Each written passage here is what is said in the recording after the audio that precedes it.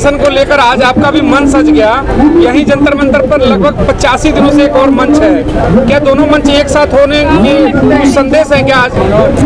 देखिए, ये मंच तो 27 अप्रैल 2008 को लगा था, आज 15 साल हो गए, और लगातार मंच 15 जून 2015 से लगा, वो आज भी जारी है। हमारे सैनिक हर रोज आते हैं वहाँ पे, तो ये मंच तो है, ये सभी पूर्व सैनिकों का मंच है, कोई अलग नहीं है। हाँ, विचारधारा किसी एक ग्रुप की, किसी ऑर्गेनाइजेशन की, सैनिकों के अंदर ही अलग हो सकती है, आप समझे, लेकिन पूर्व सैनिक एक है, कोई अलग नहीं है, कोई धरने दो नहीं है। हमारी एक ही डिमांड है, हमने अभी ये आरटीआई लिखी हैं, ये सारी की सारी जो हमारे साथी जो आप बोल रहे हो, उन्हीं के सारे इसमें आरटीआई के बारे में मांगा है, तो हम सब मिलकर ये कार्रवाई कर रहे हैं और आगे भी करेंगे। जब भी सर हम आपकी बाइट डालते हैं तो एक सवाल उठता है, जो वहाँ पर सैनिक बैठे वो कहते हैं कि आपका सहयोग नहीं है, और आपने कहा कि तमाम पिटीशन आप डालते रहते हैं सैनिकों के वेलफेयर के लिए, तो आपके ऊपर आरोपों की भी बहुत सारी झड़ियाँ लगी हुई है, उसमें क्या कहेंगे? इसका जवाब मैं दूंगा। जी बताएं। देखिए, मैं भी एक जेसी हूँ, और जितने भी हमारे मीटिंग्स हुई हैं वहाँ हम साथ गए हुए हैं। जेसीओ जवान और ऑफिसर जो होता है हमेशा इकट्ठा होता है। ये सवाल जो आप पूछ रहे हैं उन्हीं से पूछो और उनका जवाब वही देंगे। हमारा जवाब ये है कि हमारे भाई वो हमारे साथ हैं, जब भी जरूरत होगी हम इकट्ठे हो जाएंगे, और ये लड़ाई हम मिलकर लड़ रहे हैं। ये 12 विसंगतियों का ये आरटीआई डाला गया है। पिछले जब से आंदोलन शुरू हुआ है तब से हम लगातार चिट्ठियां लिख रहे हैं, नेट पर है, आप देख सकते हैं। प्रधानमंत्री, रक्षा मंत्री और जितने भी अथॉरिटीज हैं, जितनी भी एनॉमलीज हैं, सबको टू द पॉइंट कैलकुलेट करके दिया हुआ है। तो आप ऐसे सवाल कंट्रोवर्सी वाले मत करें। कंट्रोवर्सी नहीं साहब, एक सवाल मैं लूंगा, उसको कोई कंट्रोवर्सी नहीं है। चंद कदमों पे हैं, क्या आप चल के उनसे मिलना चाहेंगे? क्योंकि आपके अपने भाई और अपने बेटे, तो क्या उनसे मिल करके एक मंच की बात हो जाए? मेरे भाई, पहले तो आपने ये जो बात करी, हमने जिस दिन हमारे साथियों ने ये आवाज उठाई, उस दिन से हम सभी माध्यम से, आपके माध्यम से अभी ये सभी को कह रहे हैं कि जिसको भी हमारे सैनिक भाई को, पूर्व सैनिक भाई को अगर कोई भी डिफरेंस ऑफ ओपिनियन है वो हमारे पास आ सकता है, खुली छुट्टी है, और आए, हम इकट्ठे होकर उनकी बात सुनेंगे, इकट्ठे मिलकर हम उसका समाधान लगाएंगे और फिर सरकार के पास इकट्ठे जाएंगे, ताकि हमें उसका सही जो एक मिनट जो सही उसका रास्ता है, जो असली डिमांड है, वो मिल सके। सर, मंच साझा होगा आपस में एक साथ? क्यों नहीं होगा, कब मर्जी आ जाओ। अगर हम ये देखो, आज 2900 दिन है, यही सारे हमारे पास ही बैठे थे, ये कहीं बाहर के नहीं है। बातचीत हो रही है। आप आते हैं एक अधिकारी पोस्ट से, और लड़ाई यहाँ पर हम अधिकारी नहीं है अकेले। मैं तो एक सुनिए, मेरा सारा देश जानता है, मेरे को मिट्टी का जर्नैल कहते हैं, मैं कोई एयर कंडीशन का जर्नैल नहीं है। मैं अपने साथियों के साथ बैठा हूँ इधर। सर, जो दूसरा प्रोटेस्ट चल रहा है, क्या इस संस्थान से भी वो शामिल थे पहले? हाँ, सारे के सारे हमारे साथ ही तो थे, उनमें से कुछ हो सकता है, अभी भी बातचीत हमारी हो रही है उनके साथ। एक बात बताऊं, जवान और अफसर का जैसे उंगली से नाखून जुड़ा होता है, वैसा ही रिश्ता है। और जो लोग ये दिखा रहे हैं, वो भी लड़ाई हकों की उठा रहे हैं, यहाँ भी हकों की लड़ाई है।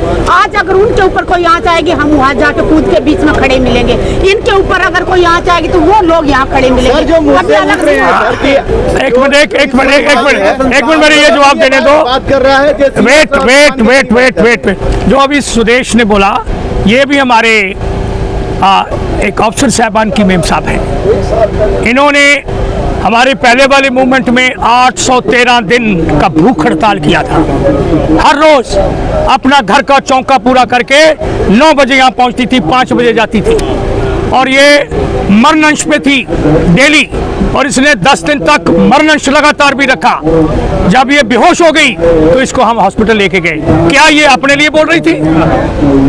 नहीं, ये पूरे सैनिकों के लिए, पूरे विडोज के लिए बोल रही थी, हमारी वीर नारियों के लिए बोल रही थी। तो आपको मैं ये कहना चाहता हूँ, हमारी पूर्व सैनिक, उनकी फैमिलीज, उनके बच्चे, हम एक हैं। हम मिलकर इकट्ठा होकर, कभी मर्जी किसी का कोई मटाव है या कोई कह रही है कि डिफरेंस है, आओ मिलके बैठ के हम उसको सॉल्व करते हैं। हम अभी हैं इस वक्त। सर आप कह रहे हो कि आइए मिलकर बैठकर बात करते हैं, अगर वो नहीं आते दूसरा तो हमने तो मैसेज, आप उनके दरवाजे पर, अरे मेरे भाई मैंने तो 50 मैसेज दिया, पूछो पहुंचे कि नहीं? ये तो 10 कदम की दूरी है, चल के क्यों नहीं जा रहे हैं? अरे मेरे को जाने में कोई तकलीफ नहीं है। बच्चा चल के आते हैं। नहीं, आप ऐसे ऐसे ऐसे मत करो, मेरे को जाने में कोई तकलीफ नहीं। 2900 दिन एक लंबा संघर्ष, इस संघर्ष में आप लोगों को क्या मिला? एक मिनट ये इनको पूछो तो फिर मैं लेता हूँ। हाँ जी, 100 दिन से लगातार आपका प्रोटेस्ट चल रहा है, तो आपने सिर्फ क्या अफसरों के लिए ही अपना जो कोर्ट में लड़ाई लड़े हैं या फिर जवान जैसी मेरे भाई जो गुमराह किया जा रहा है लोगों को उस पर? मेरे भाई कोई गुमराह हो रहे हैं या किया जा रहा है, एक षड्यंत्र है। मैं ये कहना चाहता हूँ कि ये जो अभी तक मूवमेंट जो शुरू हुई है, United front of ex serviceman Jantar Mantar across the country और इंडियन एक्स सर्विसमैन मूवमेंट, सभी रैंक्स के लिए जो भी इश्यूज हैं उनके लिए शुरू हुआ था, है और आगे भी रहेगा। सर आरटीआई के बारे में कुछ बताइए। आपने कहा कि आरटीआई आपने सबमिट किया है, किस मामले को लेकर है? बेटे ये मामला जो 20 जनवरी को गवर्नमेंट ने चिट्ठी लिखी जिसमें जेसीओस की पेंशन कम कर दी, राइट, जिसने जवानों की पेंशन कम कर दी, जिसने पीएमआर को खत्म कर दिया, जिसने एक्स ग्रुप के 2 भाग बना दिए, एक तो 6200 एक 3600 जवान जानबूझकर, जिन्होंने ओआरओपी 1 में मेजर्स की पेंशन 12 से 21 साल तक हर 6 महीने में बढ़ती थी, अभी एक जैसा कर दिया। लेफ्टिनेंट कर्नल की 26 से 33 साल तक हर 6 महीने में बढ़ती थी, अभी एक ही कर दी। एमएस की बारे में हमने लिखा है कि एमएसपी जो है उसका आप हमें बताइए कि आप किस हिसाब से दे रहे हो, और इनकी एमएस की बढ़नी चाहिए। ये चिट्ठी मैं प्रधानमंत्री को लिख चुका हूँ। लिखा हुआ है सर, ये सारी विसंगतियां क्या लग रहा है कब तक दूर होंगी? देखो अभी 14 तारीख को ये डाली है, उनको 30 दिन मिलते हैं, 30 दिन वो लेंगे, आखिरी दिन को हमको बताएंगे, अगर बताया नहीं तो हम आगे चले जाएंगे।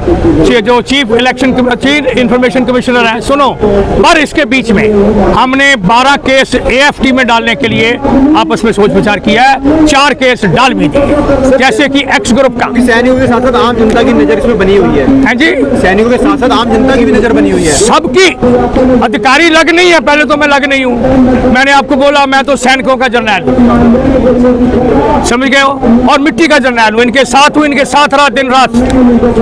आज भी मेरे भाई ने शायद आप बताया, और ट्रुथ है, मैं 16 से 18 घंटे अपने जवानों के लिए काम करता हूँ। लेकिन सर जिस तरीके से ये लोग बात कर रहे हैं 2.51 और 2.57 और 2.81 की बात कर रहे हैं, इसको ज़रा आपको समझाना पड़ेगा, क्योंकि बहुत सारी ऐसी जो गलत बातें वो सामने आ रही है और बार बार इसी पर प्रश्न चिन्ह लग रहा है आपके इसी बयान पर। मीडिया के आप सभी मेरे बहादुर लोगों और मेरे सब पूर्व सैनिकों, देश के सभी वासियों, मैं आपको ये कहना चाहता हूँ कि जो पेंशन पॉलिसी है वो गवर्नमेंट बनाती है, ना कोई अधिकारी बनाता है, ना कोई चीफ अवामी स्टाफ बनाता है, ना कोई और बनाता है, वो बनाते हैं जो गवर्नमेंट है, कैबिनेट बनाती है, प्रधानमंत्री उसको देखता है, उनकी अप्रूवल के बाद वो इशू होती है।